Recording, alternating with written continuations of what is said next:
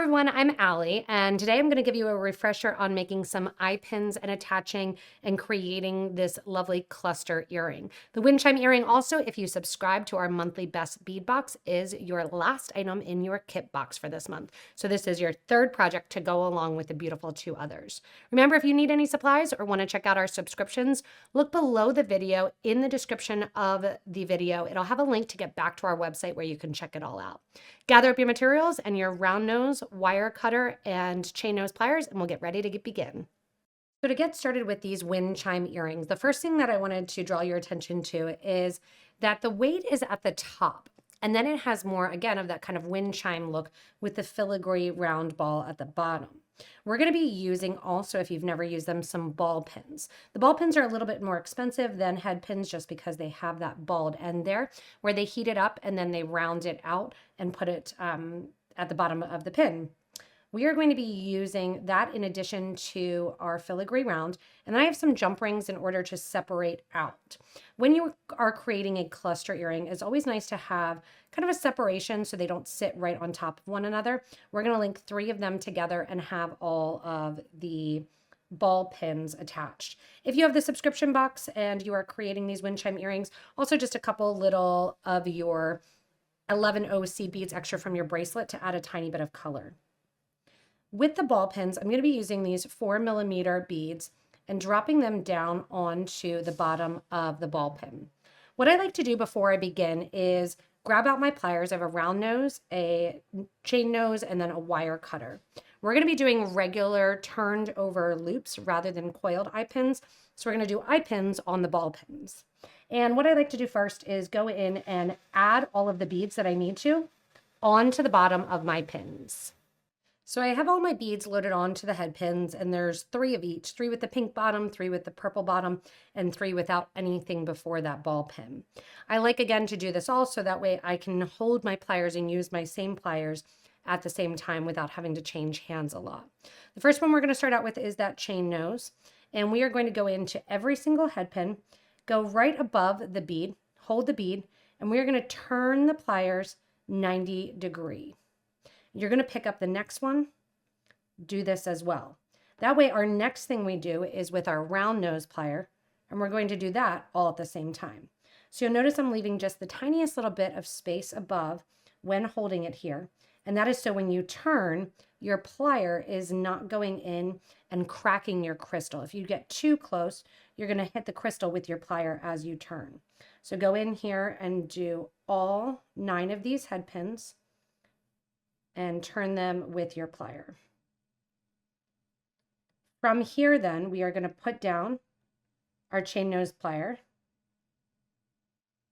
and we are going to grab our round nose plier, and then we still have our wire cutter. The round nose plier, we're just going to make a simple eye pin. The goal of the eye pin is that if you're looking at it, the loop is going to go perfectly in the middle of the beads that we're creating. You want to hold your round nose plier, and depending on where you hold on the round nose plier is going to be the size of the loop that you get. I don't need it to be too big. I want more of the beads to be the focus. So I just need it big enough that it's going to go over that loop and have a little bit of movement. So I'm holding fairly close to the end. That long piece of wire that we just bent is coming straight out of the eyes of the piece. You can draw a little smiley face on your plier if you need to. And that bead is sitting right in front so you can see both jaws of the round nose plier. We're going to go over the top of the round nose plier. And the reason I'm just doing a plain eye pin and not a coil is because these copper rings, ball pins, are pretty thick. Once you're over and you're hitting the bead, you're going to rotate the plier in your hand. So that way it goes from being on the top jaw to the bottom jaw of the plier. So here's where you are hitting the bead. Open up your hands just a little bit as well as the plier and just rotate and cross over. From here then, just kind of massage a little bit, you're going to have that eye pin. Once again, picking up all of your head pins, you're going to do that right over the top here, cross to the back, and repeat a total of 9 times. Holding right in there, going over the top with your plier, switch from the top jaw to the bottom jaw, and go back to 90 degrees. If you need to, sometimes you can put pressure on the bottom there just to make it, again, look like it's coming right out through the top. I've got 3 down, and I've got 5 more or 6 more to go. Once you have all your ball pins done, you can see that I have my wire cutter in my hand and I've been cutting the extra wire off the loops of my eye pin. Where you're going to cut is you want to go into that loop. So it's going to look like the point of your wire cutter is inside the loop, and we are going to cut off before the wire crosses over itself. So if you can kind of see right here, the wire's crossing in front of the loop, and we're going to cut right before that occurs. So it's going to look like you're cutting off the loop, but you're just cutting off that extra wire that sits out of it. Once you get all 9 cut, it is time to assemble. And scraps, whether or not you save them, it's up to you. These are big enough that you can go ahead and coil the end a little bit and make them into other head pins. So that is up to you if you want to keep those scraps, just put them off to the side. Now I like the weight differential of these wind chime earrings. The top with all of our rings and with all of our beads are really heavy, and the bottom is just going to be floating, and it has that nice focal point bead.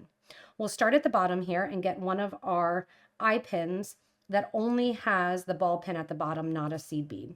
You're going to go back to your chain nose plier, open up a tiny little bit. So when you're opening your loop, you're gripping the beads here and sliding that loop off to the side. So see how it's on the side, it doesn't line up level. Slipping it into the bottom loop, and then you're going to close that up, holding on right to the end, and make sure to close it so that those 2 pieces there are touching and that eye pin is created. That's going to be the bottom of the wind chime, and then we're going to attach 3 rings together. Now here's a little cheat. We will have to open all of them to put on to our eye pins if they're nice and closed, but because these aren't nice and closed yet, we're going to do our rings first. To connect the 3 rings, we're only going to open up the middle and the bottom here to connect to the side. If you have 2 pliers, you can grab the 2 pliers, but once again, twist that open just like your eye pins. You're going to slide 1 and 2 jump rings onto that 1 pin, or that one jump ring rather. Go ahead and close it up. When you close it up, you're going to go where you think it's past closed, and then what's going to happen is it's going to kind of spring back and lock into a nice line. We then have our 3 jump rings that are connected, 1 at the top, 1 at the bottom, and that 1 in the middle. We're going to connect it onto the wind chime, but before doing so, I want to add on my jump ring, or add on my eye pins. Now, if you'll look at it here, when you add them on, you want to add them on so that way they do flow nicely. We're going to add them on so they're on different sides of the piece and that they're all not kind of conjoined to one. We're going to go and add 2 of our rings here, our eye pins, to the left middle ring. The bottom ring is going to stay empty. So the middle one here is going to get 2 to the right and 2 to the left of those other rings. Then the top here is going to get 2 to the right, 2 to the left, and then we're going to attach to our ear wire. So to begin, I'm going to take my eye pins here, open them up ever so slightly, grab my rings and attach to that middle ring, 1 on one side, another one on that same side,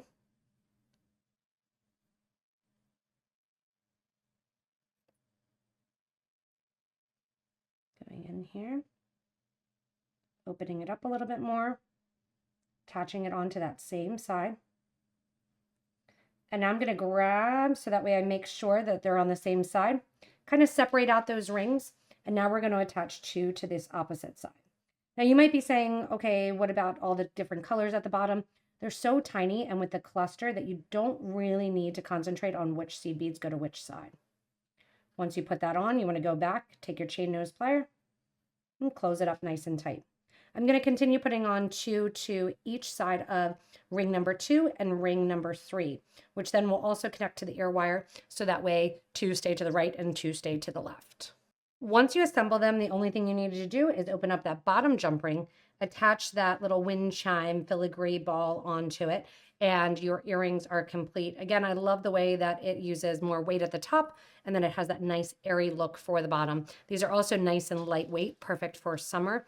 And remember, if you do them, if you got your subscription box, these are in this month's box. Thanks so much, Potomac Beaters, for watching these beautiful wind chime earrings that Anna came up with. Remember, if you do need any materials or want to check out the subscription boxes for this kit as well as some others, go ahead and look below the video in the description, and we have links there to get back to our website. If you haven't yet already, subscribe so you don't miss anything from us here at Potomac Beads. Thanks so much for watching, and stay tuned for more inspirational designs.